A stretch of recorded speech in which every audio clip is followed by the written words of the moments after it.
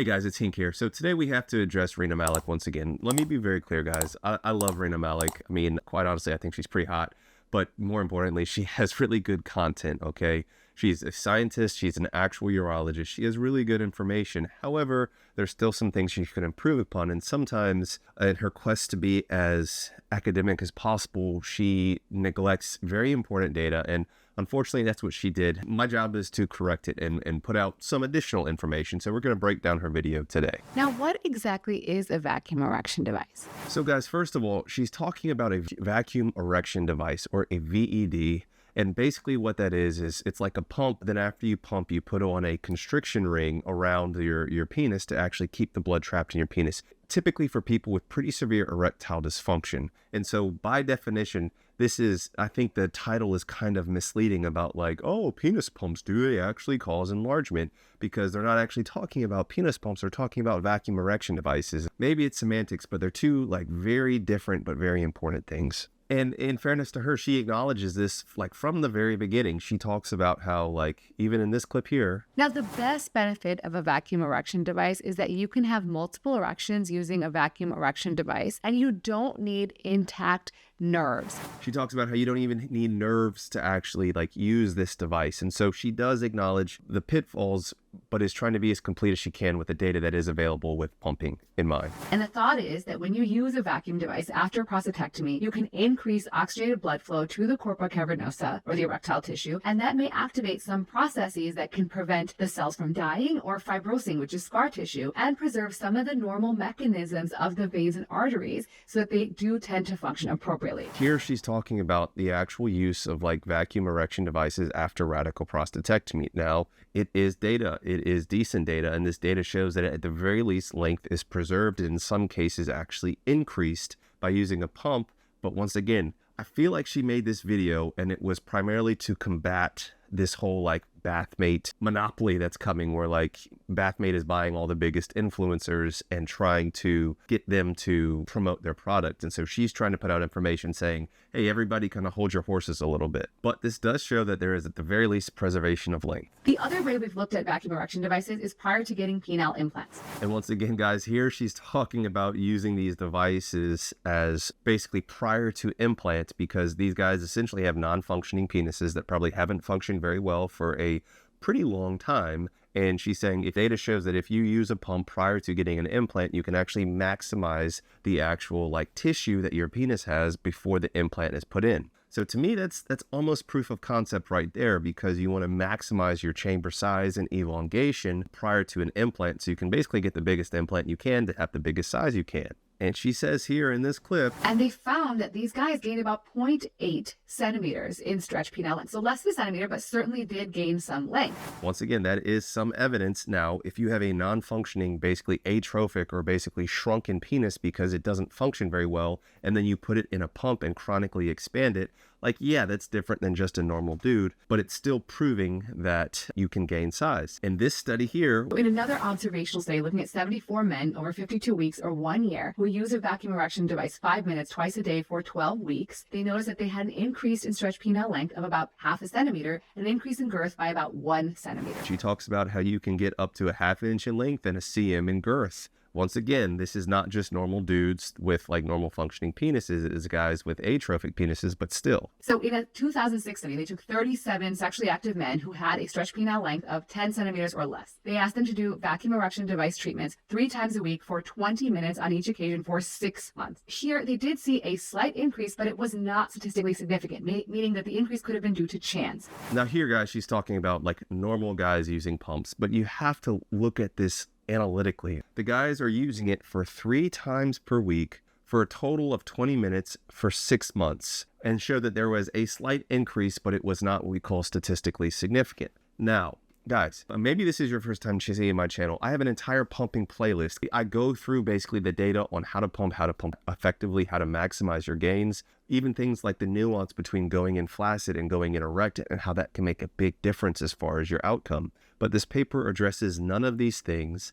3 times a week, guys, it's not enough. It's just frankly not enough. If you're talking about preserving your length, like prior to or after an injury, sure, for or just erection quality purposes, sure, 3 times a week is probably enough. But if you're actually talking about gaining meaningful size, it's nowhere near enough, okay? Now, guys, I have all of my information for free, but if you want a step-by-step guide breaking down every aspect with, labels, you can, click my course. The link is below. It goes through the actual data on enlargement and how to do it safely and effectively. And guys, this part I think is misleading. Who cares about me? I'm just one person, right? So there's recently been a guideline that was published by the European Association of Urology, and it's called the Guideline on Penile Size Abnormalities and Dysmorphophobia. And this is particularly for men who have things like congenital problems like micropenis. Where she talks about how basically in the urologic guidelines, they basically say that pumping has no role for size abnormalities. It's, once again, like we're not talking about that subset of people that have these abnormalities like micropenis, and the data that they comb through to make these conclusions, it doesn't directly apply to what we're talking about. So I don't think anything she's talked about so far is actually fair as far as drawing a comparison. Based on the data we have, they're likely not going to increase your length or girth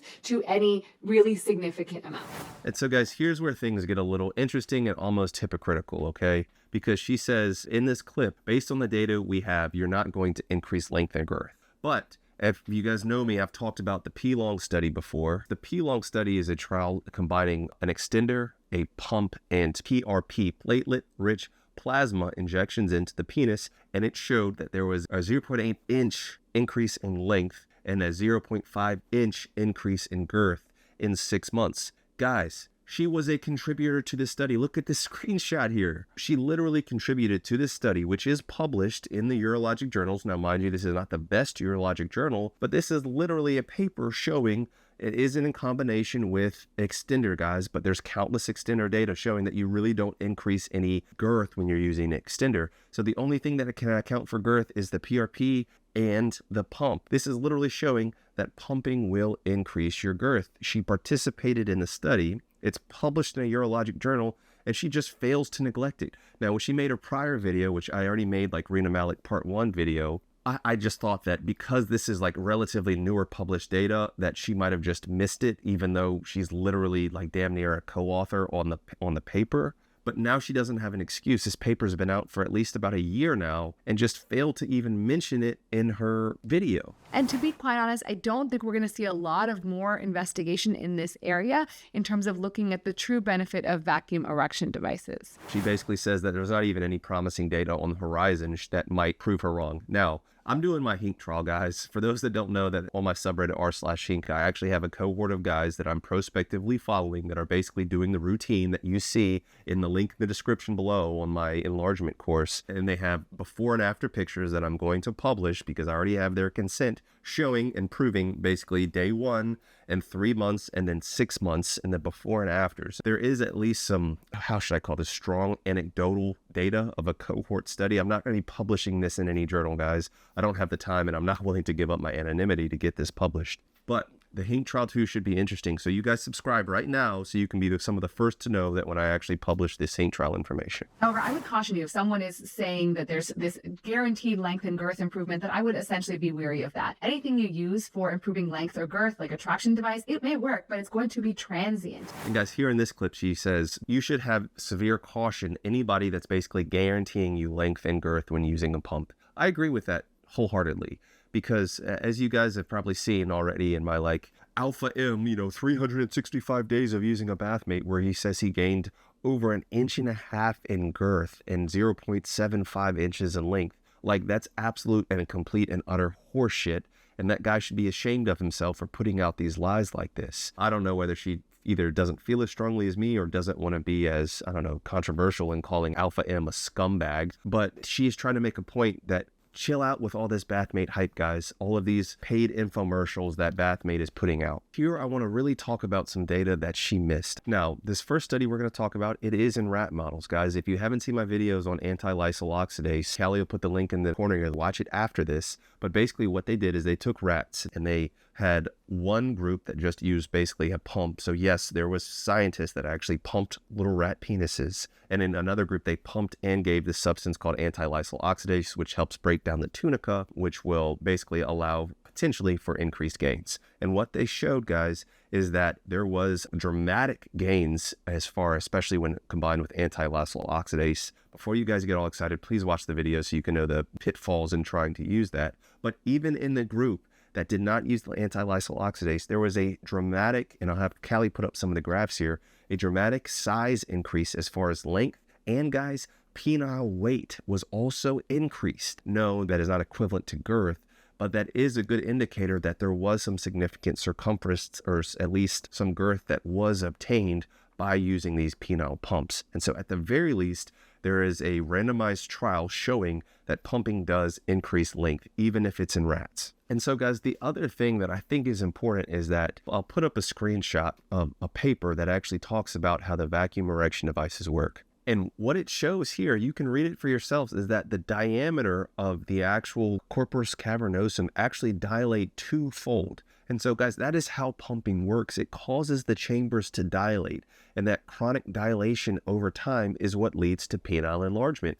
And so guys, there's also this condition, it's called megalophallus, where these guys get sickle cell, and basically the blood gets trapped in their penis, and they get these priapism episodes where they stay erect for, sometimes up to 24 hours or more. And as a result, they have this chronic tunica dilation, which leads to these like monster penises as far as the girth. Now, no, that is not the exact same thing. I wish she would have mentioned megalophallus, but she didn't. But it's like a medical fact that if you chronically dilate something over time, it's going to lead to permanent dilation. And that's how penile enlargement works, guys. And that's how pumping can lead to an increase in size. And guys, I did hit a little bit of weights here, but I'm leaning down and I am like feeling not too horrible about my arms right now. If you guys want me to drop some actual workout tips, that guy in my 40s, obviously I'm not, the most jacked dude you've ever seen, but if you want some of my workout tips, I'll make a video if you guys request it in the comments. Finally, guys, she talks about how basically at most you're going to have temporary enlargement. Here is a paper, and the title of this paper, and I'm going to read it to you. Once again, a published paper, Permanent Non-Surgical Elongation of the Adult Penis. Okay, and what do they do in this study? It's a combination of manual stretches and pumping, okay, both two things that I recommend, both I talk about in my course extensively, and you saw an average increase in length and 0.67 inches in length and 0.5 inches in girth, meaning an average volume increase of 37% by combining manual stretches and pumping. She just doesn't talk about this paper whatsoever. Yes, it's an older paper. Yes, there's major flaws. Could this paper be BS? Yeah, it very well might. But it's still published literature talking about basically enlargement from pumping that she just doesn't talk about. And I don't appreciate that. I mean, especially if she's trying to be as comprehensive as possible. So guys, let me know what you think. Am I just off my rocker here? I mean, or do you think that Rena Malik kind of missed some very important data, or at least some very important data points? I appreciate you guys watching. If you're still watching this point, just take a quick second and thumbs up this video, guys. My subscriber count fell off a cliff. I don't know what happened. I feel like I'm still making good content, but I do this because I enjoy it, not because I'm certainly not getting rich from this. I'm actually in the hole quite a bit of money from it, but that's neither here nor there. But appreciate you guys watching at this point. If you need to reach me, patreon.com/DocHink. If you want to support Callie, my video editor does an amazing job. The links are in the description for that. Join me on my subreddit r/Hink. And until the next one, guys. Oh, and if you need a pump of your own, peakmalephysique.com, guys. That's where we have high quality pumps with the gauge so you can actually do this safely. All right, guys. Peace and love. Dr. Hink got the plug on the health, yeah. Got you thinking about your wealth, yeah.